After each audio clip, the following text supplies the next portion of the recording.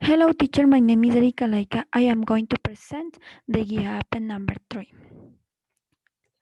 Let's start with the explanation about text-based instruction. Introduction. Text-based learning (TBL) is a lesson structure and method of sequencing activities in your lessons, sometimes called text-based language teaching or task-based instruction.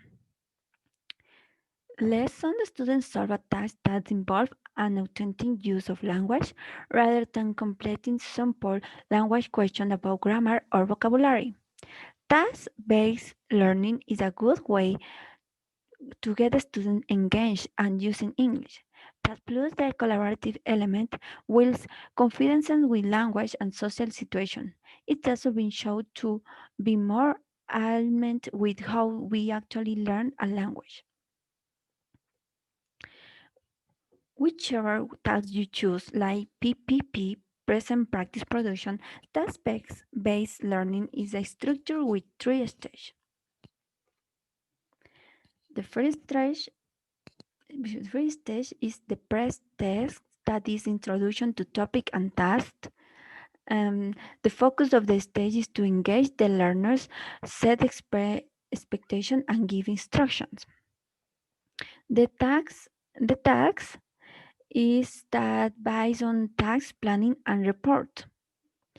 The focus of this stage is fluency, using the language to communicate without flying into language, language number one unless they really need. And finally, review or language focus is based on analysis and practice. That the main for this stage is accuracy, reflecting on complete work and analyzing it. Advantages of task-based instruction. Student interaction is built into the lesson as they need to communicate to complete the task. Students' communication skill improve. Students' confidence can improve and tasks can mimic real life. Student motivation can improve due to the same reason. Students' understanding of the language can be deeper and its use in realistic context.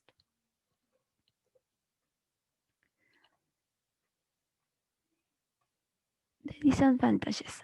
Tasks have to be careful planned to meet the correct criteria. It can take longer to plan. It's also time consuming adapting PPP style, presentation practice and production, course book lessons. Too much scaffolding in the early stage can turn a TBR class into PP class. Students can avoid using target language to complete the task if students are motivated, students are too excited, students are feeling lazy, tasks aren't well designed. So let's start with content-based instruction. The content-based instruction is an effective method of combining language and content learning method of language instruction in which content and language are integrated instead of focusing on language form. The curriculum in this method is based on content. Two assumptions. The CLT have two assumptions. The first is language learning becomes more interesting and motivating. And the second, CBI offer a view educational knowledge to learn is the form of the different topics instrument. It's better reflect learning needs for a learning a second language.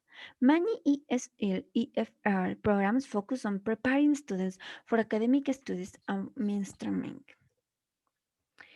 In advantage, we have that language learning becomes more interesting and motivating. CVA offers a wide educational knowledge to learn in the form of the different topics instructed. It helps students develop valued studies skills such as note taking, summarizing and extracting key information from the text, and developing collaborative skills, especially when using group work, which can have great social value. In disadvantage, we have that CVI Implication language instruction can confuse learners and might give them the impression that they are not actually learning language. Overuse of native language can be a problem in some parts of the lesson. Finding information source and text that lower levels can understand or can be difficult. We have a table of contrast. CBI, the subject matter content is usefulness and language teaching purpose. Teaching sure builds on students' previous experiences. Learning are motivated when they perceive the relevance of the language used. It's a means to the end. The teacher scaffolds the linguistic context. Language learned effectively when used to deliver interesting information. Vocabulary easily acquired with contextual cues. Students need language support. Learners work with cognitively demanding language and content. Communicative competence, abilities to read, discuss, and write about content from other fields. And TBI activities have a perceived purpose and clear outcome. Teacher goes through a pre-task with the students before they work individually. The demand on thinking made by in activity should be E plus 1. That is a no lie principle.